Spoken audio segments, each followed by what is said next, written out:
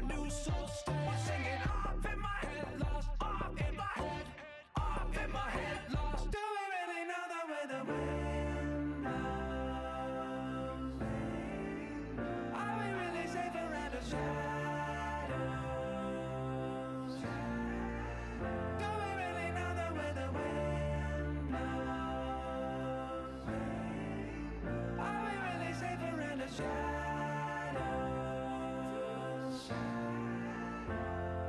Through our windows. Okay. Up in the red dance, dance with the dead. Up in the red dance, dance with the dead. Up in the red dance, dance with the dead. Up in the red dance, dance with the dead. Lost on my arms, lost on my legs. Lost is my heart, but my new soul stays. Singing up in my head, lost up in my head, up in my head, lost. Do we really know the way the wind blows? Are we really safe around the shadows? Do we really know the way the wind blows? Are we really safe around the shadows?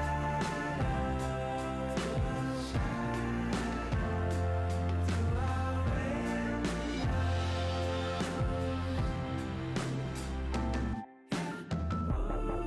Ah, man, I can't believe this is happening. Ah, man, I can't believe this is happening. Ah, man, I can't believe this is happening. Ah, man, I can't believe we know the way the do we really know the way the wind blows? Are we really safe around the shadows? Do we really know the way the wind blows? Are we really safe around the shadows? Through our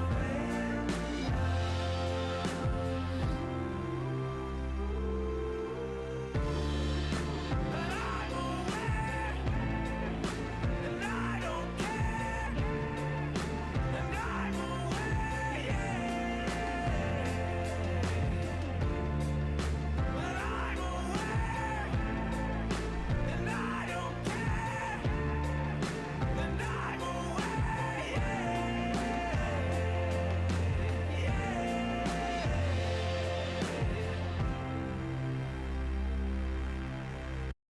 All right. Good morning, everybody. It is Friday and it is May 1st. We are in the last calendar month of school. I know that everyone is excited about that. Let me full screen this. Headphones off. All right. So I want the camera, no window, or windows, no camera. Okay, so today we're going to be talking about environmental policy, law, and planning. This is this kind of goes into the final unit of what we were going to go over. But again, like with anything in environmental science, it's difficult to talk about one category without kind of getting into others. And environmental policy, law, and planning is you can kind of think of it as what do governments do with the information that they're given. And so this PowerPoint is going to be out of date because things with this are always changing. There's always going to be, shifts in thinking and policy and regulation. All of these different things are going to change. They're going to change country to country. They're going to change year to year, administration to administration, even state to state. It's going to change quite a bit. I watched I don't want to say it's a documentary, but it was a short video about how there was a plant in India that released that foregoed a lot of its inspections that it was supposed to have and a lot of the quality controls. They switched to a lot of cheaper materials, and it caused an accident in India that killed a ton of people because of releases of toxic gas that was heavier than air. So it settled down to the ground, and a lot of people ended up getting really sick from it and died. And it was pretty poor incident. I don't remember what the name of the full accident was, but that's just one of the many things of how all of this kind of impacts us day to day. So getting into our outline of what we're going to be covering, we're going to talk about environmental policy cycle and the NEPA, environmental law, so statutory, case law, and administrative law, the different regulatory agencies and international treaties and conventions, and then of course dispute resolution and planning. So starting off with environmental policies, so this is official rules and regulations concerning the environment that are adopted and implemented and enforced by governmental agencies. So it's not just a policy that's kind of put into place and then nothing is done with it. There has to be some enforcement on that. And then a lot of times when you come up with environmental policy, excuse me, you can't just tell a company, you need to limit your CO2 emissions, or you need to limit your emissions of certain compounds or chemicals into the environment. And so what you do a lot of times is you come up with implementation dates and then who you report to for that, or who can do a lot of that enforcement and inspections. And it's encompassed a lot by public opinion. It is one of those things that we always talk about, what's more important, jobs or the environment. And those two things seem like they're mutually exclusive when they're actually not. But you're also taking comment kind of from the average Joe who doesn't necessarily have a scientific background. And so a lot of this is kind of put into place and can be influenced by public policy. Or I'm sorry, public opinion. So environmental policy, politics is basically power. It's a struggle among competing interest groups to basically shape the world as they see fit. And how do you shape the world? You shape that through public policy. And a lot of times you have stuff that kind of suits your own agenda. And I always kind of say, like, I'm not old, but I'm old enough to have seen quite a few things change in politics. And a lot of it used to be that division along party lines is kind of a new thing. It kind of came around about say like 2007, 2008, 2009 timeframe, where there was very little cross. I would even say it goes back a little bit further than that, but a lot of it is where politics tend to be pretty, left, right, red, blue, Republican, Democrat. It tends to be pretty polarizing at that. And that tends to be a pretty new thing. I remember when I was in high school, there was the resolution to go to war in Iraq, and that was very unpopular. But a lot of Democrats who you'd expect to be against it voted for it. And so they had a name called Hawks. Hawks were Democrats who had Republican policies. And those were really, really common to have a lot of groups that were where you aligned with a political party on a majority of stuff, but that has kind of shifted now, and now a lot of it is kind of pushing this public agenda, and it's really developed quite a bit over time, and it's been interesting to see. And so when it comes to rational choice and choosing between policy alternatives, preference should be given to those with the greatest cumulative welfare and the least negative impacts. To an extent, it is one of those things where, you always think about, like, okay, if if a train is barreling down the train tracks and you have a choice between flipping a switch where it'll kill 1 or 20, you go for 1. But at the end of the day, there's still lives on the line within that decision. And so a lot of this, it's not necessarily life or death in most policies, but there is kind of this cumulative welfare where you're looking at access to clean water and clean air. And then the poor communities tend to end up suffering the most from it. And so that's how policy, I guess, essentially should be driven. So when you look at this, you look at, let's start over here with ecosystem health policies. In this category, nobody really, or I shouldn't say no one, but this doesn't have representation because the trees can't really speak for themselves. Then you have human needs policies. This tends to be a pretty large category because this isn't just human needs, like we need fresh water and fresh air, but this is also, we need jobs, we need, money into the economy, we need to create items that that help out that help out humanity or whatever. And then you have sustainable economic policies. This is where you're talking about actually establishing companies that are going to be there long term and actually provide full welfare for people. I was really big into Formula One and just racing in general. And one of the things that I saw a video over the other day was the North Wilkesboro track, which was a NASCAR track. And it was this track that was established in North Wilkesboro. And that was the only that was the big source of income for that county. It's not like with Charlotte Motor Speedway, where if it disappeared, it would still be fine. That area would still be okay because there's a lot more in there. And when they pulled out of North Wilkesboro, it caused a lot of problems for that surrounding county, not just in the fact that, they lost a form of entertainment, but if you were to travel to that event, you were staying at a hotel, you were eating food at their restaurants, you were buying concessions, it provided jobs and things like that. And that was a sustainable economic policy until they pulled out, and then it turned into a temporary economic policy. They got what they needed and then they left. So all of these things kind of combined is where you start to develop environmental policy. And yes, these two are a big part of it, but what differentiates regular policies from environmental policies is when you take into account the ecosystem and the surrounding environment. So arguments against rational choice is conflicting views are not always compatible. If you have a factory that develops toxic materials, and you have people that don't want toxic materials in their town, that is a massive conflicting view. There's a area called the National Radio Quiet Zone. It would not be good for someone like myself who does ham radio to move there, because then I would not be able to operate my radio. My computer's connected to Wi-Fi, my cell phone, my radio, everything I have is pretty much Wi-Fi.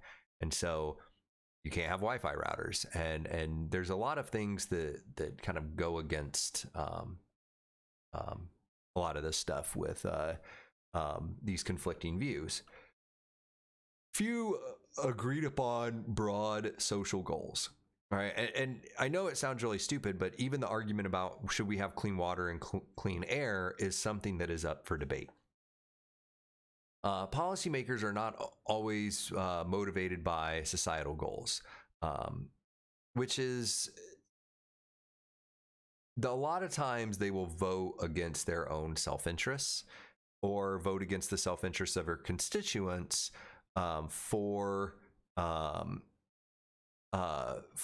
because of other motivations. An example that I was always told is that a lot of lawmakers from poor rural areas will vote against tax cuts for the rich, even though that doesn't represent anyone within their district. And so, there are different motivations behind it. And when someone goes in front of the Senate, they can, or in Congress, they can vote however they want. Or in Nebraska being the only state that's unicameral. Large investments create path dependencies. It is one of those things that, like I said before, the environment doesn't really have anyone to represent it, or it can't represent itself. So it requires other environmental law and policymakers to kind of, represent it, I guess. Uncertainty drives policymakers toward past. It's difficult to say, if we implement this policy, this is what it's going to do. No one has a crystal ball, and hindsight is 2020. Like, we cannot predict the future. And so that uncertainty sometimes makes people hesitant about, being a little foregoing with their vote. Cost and benefit is very difficult to calculate. You don't know what the benefits are going to be in the long term. An example that I always think of is, I'm probably pronouncing it wrong, but it's Solara or Solara. It was a company that makes circular solar panels. And their goal was to have these, the issue with solar panels is that they face upward. So like my with like my solar panels, they only face in one direction and they don't move. And so as the sun is really low, either in the morning or in the afternoon, it produces less electricity. But if you produce circular solar panels, then it can gather light from all different directions. And there was a big injection of money by the US government under the Obama administration, and then the company failed. So a lot of that, it's very difficult to kind of calculate, what's going to happen with these. What are the benefits that are associated with this, and is there a benefit? Because no one really predicted that this company would go under at the time. I'm sure people knew, but it was one of those things where everyone kind of makes mistakes, and we look at that because that was a difficult thing to predict. So segmented nature of large bureaucracy, in a lot of the representatives here represent mostly city, because Fort Wayne is the second largest city in Indiana. Yeah, it's divided up due to gerrymandering, but a lot of times when you are representing larger cities, it's difficult to care about the environment when there's not much environment within your city, or the environment that is within your city a lot of times focuses more around like the local government level. If you want to see a really good example of this, there's a district in Texas that is drawn really weird, so that the person that represents it encompasses 2 cities and a highway that connects them. So policy cycle, again, you have to start from somewhere. So let's start at the top. So you identify a problem, and then you set an agenda to fix it. How can you fix this problem that fits your party or your personal views or anything like that? So then you develop some proposals. You come up with a couple plans. You get experts in the field, or hopefully get experts in the field to develop this, and then you build support. You go around and you find people, you talk to people, you get them to kind of back your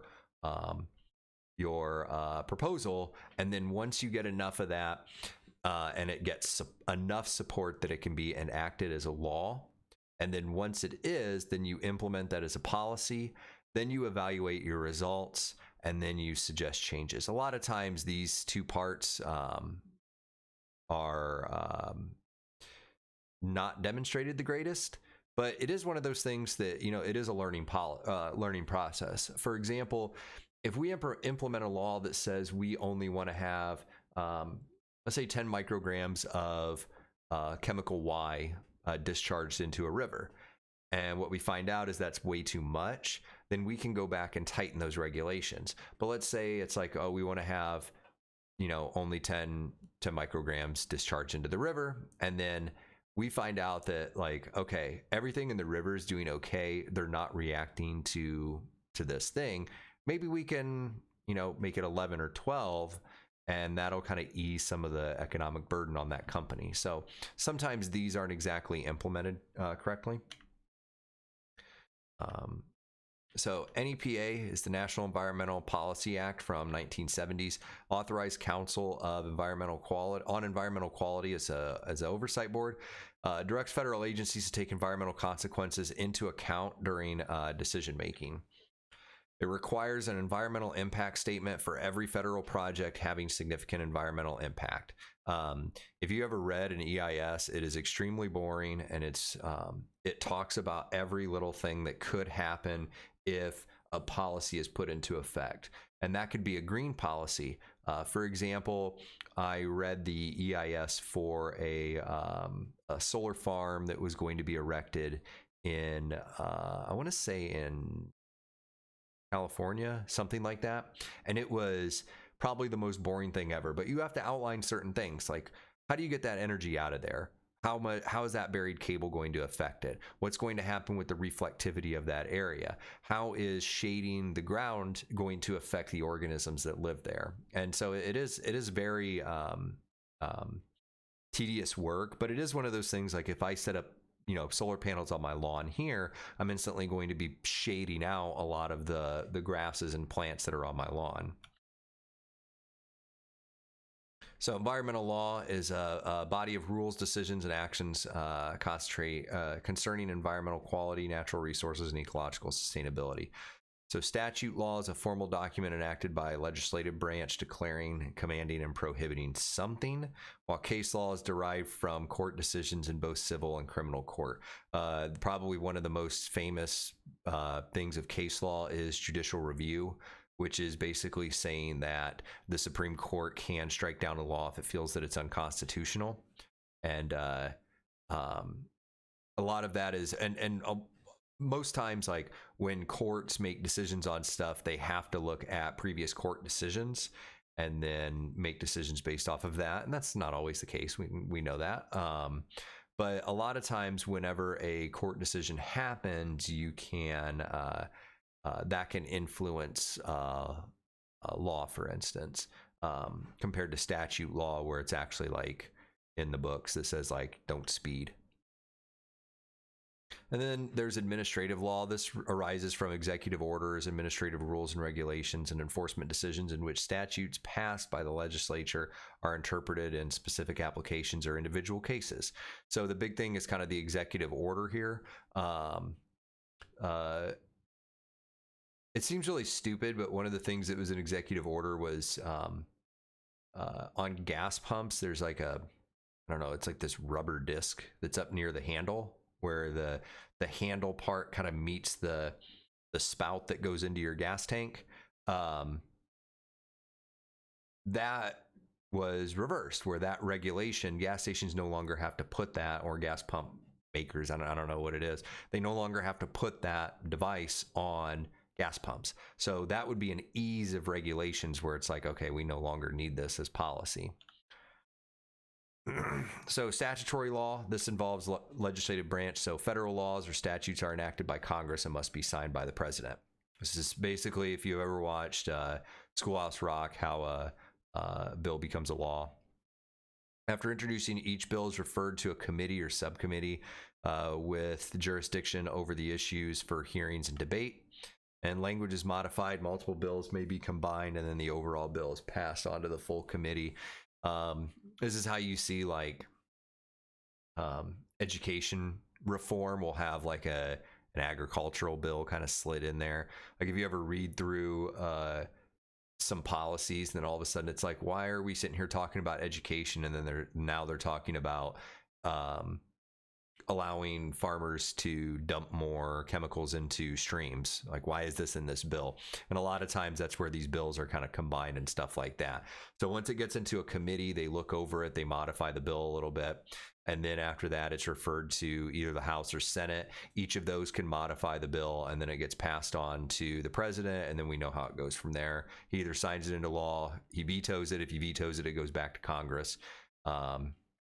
And then he could do a pocket veto, which is where he doesn't sign it, but he doesn't veto it. Those are called pocket vetoes.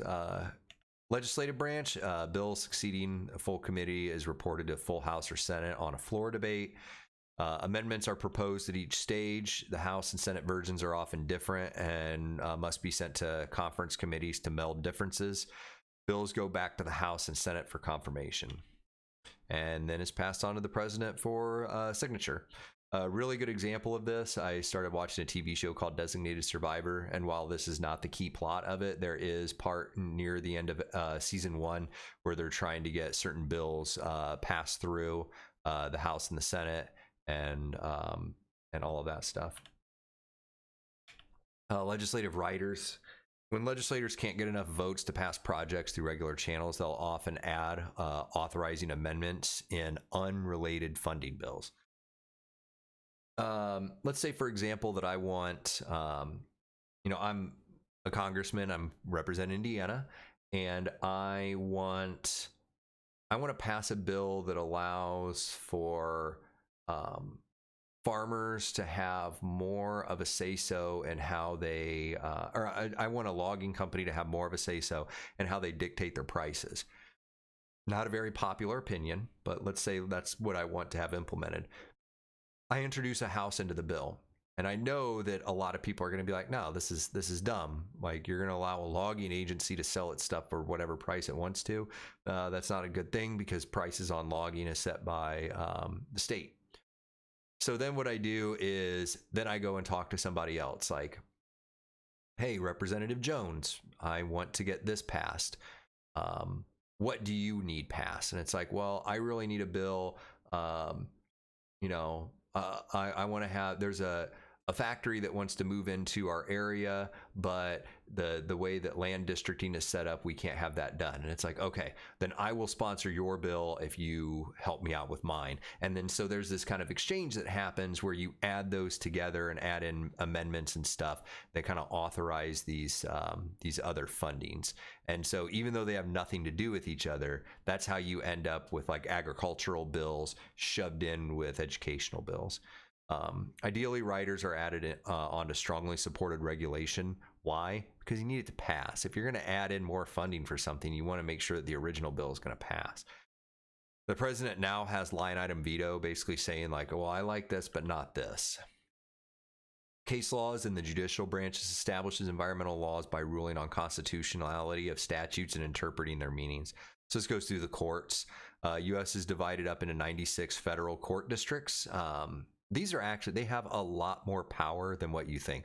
Whenever I say constitutional law or judicial branch, everyone thinks it's the Supreme Court, but these federal court districts and these federal courts have a lot of power. Over these are circuit courts of appeals, and then over that is the Supreme Court. Now, the Supreme Court is the final stage. And the reason that I say that these courts have a lot of power is because I actually watched like a 9-minute proceeding. I don't remember the court case, but I watched this 9-minute proceeding of a court case happening, and it ended up voting in favor of kind of the unpopular, because it was 3 judges. It was 2-1, and they ended up voting against this like unpopular vote, right? And so when that happened, then it was appealed to the Circuit Court of Appeals. The Circuit Court of Appeals upheld it. And then after that, it went to the Supreme Court, and the Supreme Court's like, we don't want to hear it. And so then it went back down to the Circuit Court of Appeals, and their decision was finalized. First judge to hear a case arising from a particular situation has the greatest latitude to interpret the law and set a precedence. Whether you are for or against, you have to write a statement about why you are for or against. You just can't say, yeah, I agree with this. Kind of back to that old adage that I always say, you're not entitled to your own opinion. You're only entitled to what you can defend. Same exact thing. You usually write if you disagree, a dissenting statement, and agreeing, you write a supporting statement. Criminal law, this derives from, federal and state statutes that prohibit wrongs against the state or society. Charges are always initiated by a government prosecutor. So you'll see a lot of times, like if you see the state of Indiana versus Jones, United States versus Jones, those are that person broke a law, and now they're trying to find out like, okay, is this law constitutional? So civil law is defined by a body of laws regulating relations between individuals and corporations. So common law, customs, and previous court decisions establish precedents. Tort law is civil action seeking damage compensations. I get why people do this, but it does get a little annoying when it's. I bought the first iPod that came out back when iPods had. Back when they had actual hard drives in them and you can hear them spin when you turned them on. And someone sued Apple, and there was a decision that was made, and it ended up, I think it's like I ended up getting a check for like $3. Like what? The amount that they, I don't know, it just seems like a waste. Purpose of a civil suit may be to an injunction from the actions of an individual or corporation. A lot of times it's just to set a precedent on something. So SLAPP laws, these are really common. Strategic lawsuits against political participation. So this is practice of suing citizens who criticize businesses or government agencies over environmental issues. A really good example of this is John Oliver was sued by a guy named Richard Murray. And Richard Murray does not like people saying negative things about him. And so what he will do is he will sue certain individuals if they say anything negative about him, because when a lot of times you're not allowed to comment on ongoing lawsuits. So they Murray hit him with a lawsuit saying that of defamation of character. He knew he was going to lose the lawsuit, but he did it because while that lawsuit was in account, John Oliver could not make any comments about the lawsuit or anything like that. And one of the things is that it was filed in, I want to say it was filed in West Virginia, which does not have a anti-SLAPP suit law into place. In Indiana, we do. So, for instance, if I said something negative, they could not hit me with a SLAPP suit if it was filed in Indiana. The reason it was filed in West Virginia, even though neither of them have anything to do with West Virginia, is because this is or that state allows for SLAPP suits. So it was really interesting, kind of the way that it played out, and there was a whole thing over how SLAPP suits work. But it's basically a way to quiet people. Legal defense costs can be absorbent. As in it costs a ton of money to maintain a SLAPP suit and to fight against it too. So administrative law, this is the executive branch. More than 100 federal agencies have environmental oversight. Federal agencies often delegate power to a matching state agency to decentralize authority. So here's a kind of a setup of the executive branch. So you have the White House office, you have the Office of Management and Budget, and the Council on Environmental Quality. All of this falls under the president. So he's the one, like Department of Health and Human Services. He appoints people to that. He appoints people to Department of Justice, EPA, Interior, Ag, and Defense. Yes, the Department of Defense does have an agriculture or a environmental branch to it, since one of the big things that we were kind of always told about, especially when I went to Japan, was unexploded ordnance. And that was just from, the battle that took place on Okinawa. But there are other things where, you are like unexploded uranium shells, or I'm sorry, depleted uranium shells, where they caused the Gulf War syndrome and things like that. So, and it kind of works with all these policies that are listed. It's basically to make sure that military bases kind of fall into that. And then there's a lot more of the other branches: energy, state, commerce, labor, housing and urban development, transportation. And then you have the Nuclear Regulatory Commission and the Tennessee Valley Authority, which the Tennessee Valley Authority is actually really interesting if you look that up. So regulatory agencies: EPA, primary agency with responsibility for protecting environmental quality. This is a cabinet level department. Cabinet level meaning it reports right to the president. Department of Interior, you think of this as natural resources. This is your National Park Service. Bureau of Land Management, or BLM. U.S. Fish and Wildlife. Department of Ag, they have the U.S. Forest Service. Department of Labor, they have the Occupational Health and Safety Agency, or OSHA. If you have a job, you've heard about them. Revolving doors, with workers moving back and forth between industry and government. This is where you have an issue at. What was it? They had a CEO of an oil company was put in charge of the EPA. That's kind of like if I were to put my dog in charge of guarding the treats, I don't think that that's going to go well. Administrative courts. Here, challenges to agency rules and regulations. Administrative judges can consider both the validity and the rule and its application to a specific case. Parties can appeal then to district courts. It also hears enforcement cases too. International treaties and conventions. This is where it gets kind of gray. So over the past 20 years, more than 170 environmental treaties and conventions have been negotiated. Unfortunately, many of these are really vague. Most nations are unwilling to give up sovereignty. You don't want to have a UN level decision influencing, what we do here in Fort Wayne. International courts also have no enforcement power. If an international court says the U.S. is in violation of how it regulates its nuclear disposal, there's nothing that they can really do about that. So there's accords and sanctions that they can place on, like, you're not allowed to do this, or we're going to refuse to have you be involved in this or this decision. So it is one of those things where a lot of times that power is a little disambiguous. And then world opinion too, like, you know, what people think is a big deal behind it. Dispute resolution and planning. So wicked problems, environmental problems tend to be intractable because they are nested within sets of interlocking issues. Sort of like the chaos theory, it's never one big thing that causes a problem, it's a bunch of small things.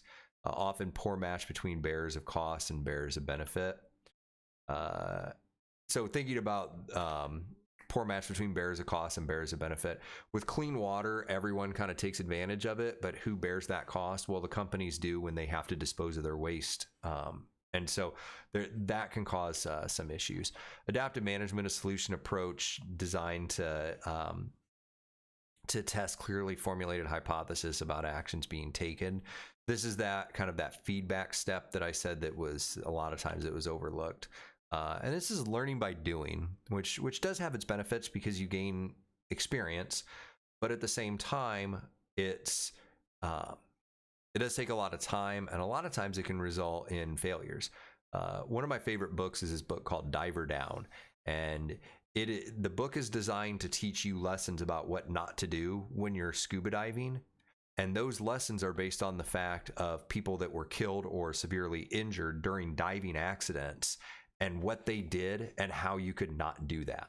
And for instance, there's a story that I read about a guy who was severely overweight with heart problems in his 50s who paid to dive the Andrea Doria.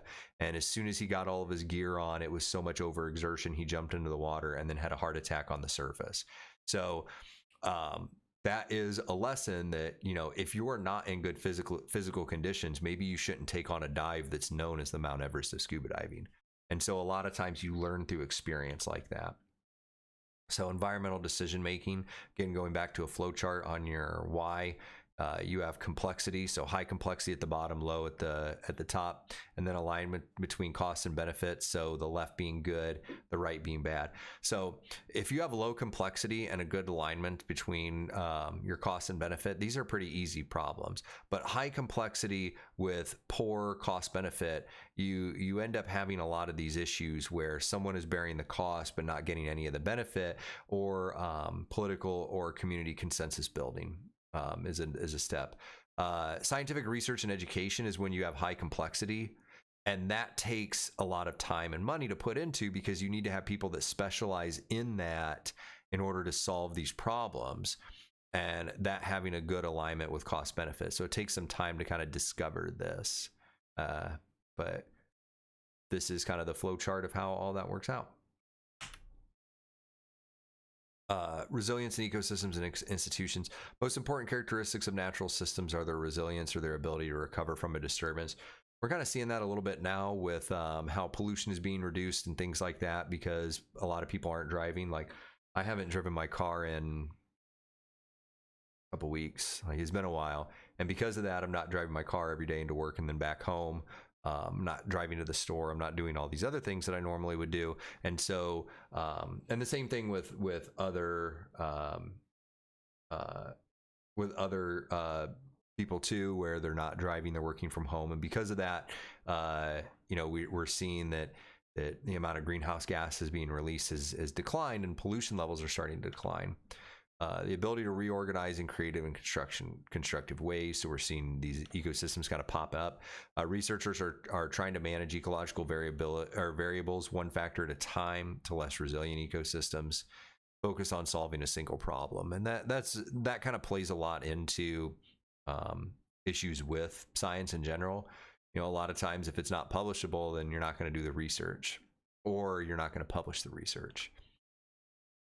So arbitration is a formal dispute resolution based in a trial-like setting. Arbitration takes a more active role than a judge and is not constrained by precedents. So you could think of arbitration as we're going to sit down and come out with a mutual agreement with a third party that works as the arbitrator. So it's useful when winning an entire case might be difficult. So instead, you're trying to win smaller parts of it. It doesn't create a legal binding precedence, which means at the end of the day, it's just an agreement. And it's there's less opportunity to actually appeal it because then it goes back to you have to win the whole thing. Mediation is a process which disputants are encouraged to come up with a solution on their own. Useful in complex issues with multiple stakeholders with different interests. Collaborative approaches to planning. This is working with or local communities to gain traditional knowledge and gain local acceptance of management plans. This tends to be pretty common. This is kind of would this business work well here with how the city aligns. So kind of wrapping this up, I wanted to get through this pretty quickly today. So looking at environmental policy cycle, we saw the cycle and how you start with a problem that eventually develops into coming up with proposals and gaining support and implementing it as a law and then making tweaks to it. Talked about the NEPA in 1970 environmental law, so statutory, case and administrative laws. We looked at regulatory agencies, international treaties and conventions, and dispute resolution and planning. And then this is a picture of, so the gentleman on the left looks like he's a tourist with his sick fanny pack. The guy on the right is a U.S. Park Ranger, U.S. Forest Service. You could tell by the badge that is on his uniform. So U.S. Forest Service falls under Department of Agriculture. If he was a park ranger or National Park Service, he would fall under Department of Interior. So that will be kind of where I wrap everything up for the day. If you have any questions, post on PowerSchool or send me an email. Thank you for watching. I will post the Google Meet link shortly so that if you have any questions, you can come and ask me. But other than that, have a great weekend and stay safe.